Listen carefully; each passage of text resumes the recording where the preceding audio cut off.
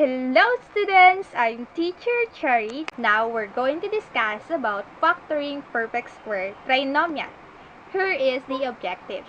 Factor perfect square trinomial completely. Factoring perfect square trinomial. The first and last term must be a perfect square and a positive. To get the middle term, we're going to get the square root of first and last term, then multiply by 2 to get the middle term. Example, I have here x squared plus 2xy plus y squared. Let's check if it is a PST or perfect square trinomial. First, we're going to find the first term and last term. Then get the square root, we have x and y. Okay. Next, multiply the x and y times 2 to get 2xy. So, the number 1 is a perfect square trinomial. Number 2, 4x squared plus 16x plus 16. Square the first and last term to get 2x and positive 4. Then multiply 2x and 4 times 2 to get 16x. So, 4x squared plus 16x plus 16 is a perfect square. Number 3, x squared plus 5x plus 6. Square the first and last term. Oh no, it is not a perfect square. So, we're going to find the factors, common monomial factors, to get the factors of x squared plus 5x plus 6.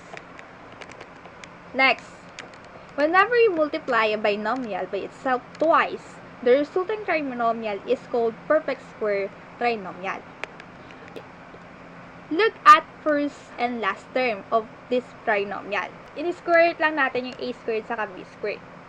So, mangyayari, meron tayong a at b. At kung positive lahat siya naka-add, add din yung factored form niya. Quantity a plus b squared. Pero kapag may makikita kayong middle term niya is negative, negative yung factored form niya. So, here are the steps in factoring perfect square trinomial. First, identify the first and last term. Second, square root of the first and last term.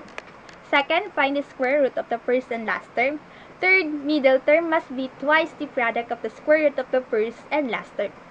Fourth, put the bases inside the parentheses. It's either quantity a plus b squared or quantity a minus b squared. Note, the sign must be the same as the sign of the middle term. Example number 1, I have here x squared plus 6x plus 9. Identify the first term and last term. So, x squared and 9. Then, get the square root of first and last term. We have x and 3. Then, step 3, middle term must be twice the product of the square root of the first and last term. That will be x times 3 times 2 is equal to 6x. Step 5, put the bases inside the parentheses. So, copy yung first term saka yung second term, x and 3. And then yung middle term, anong sign? Positive, so plus. So, ang answer is quantity x plus 3 squared.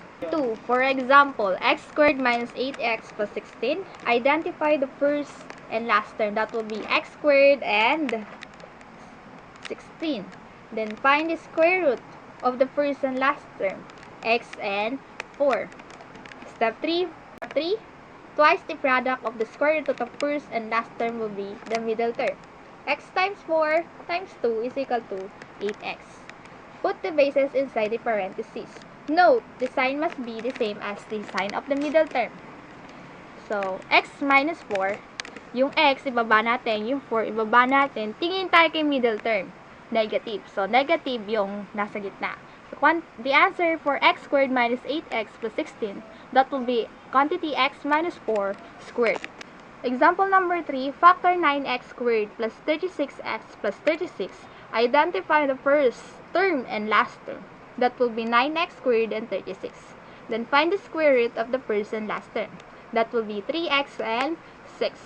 Step 3, middle term must be the twice the product of the square root of the first and last term. That will be 3x times 6 times 2. We have 36. Step 5, put the bases inside the parentheses. Note, the sign must be the same as the sign of the middle term.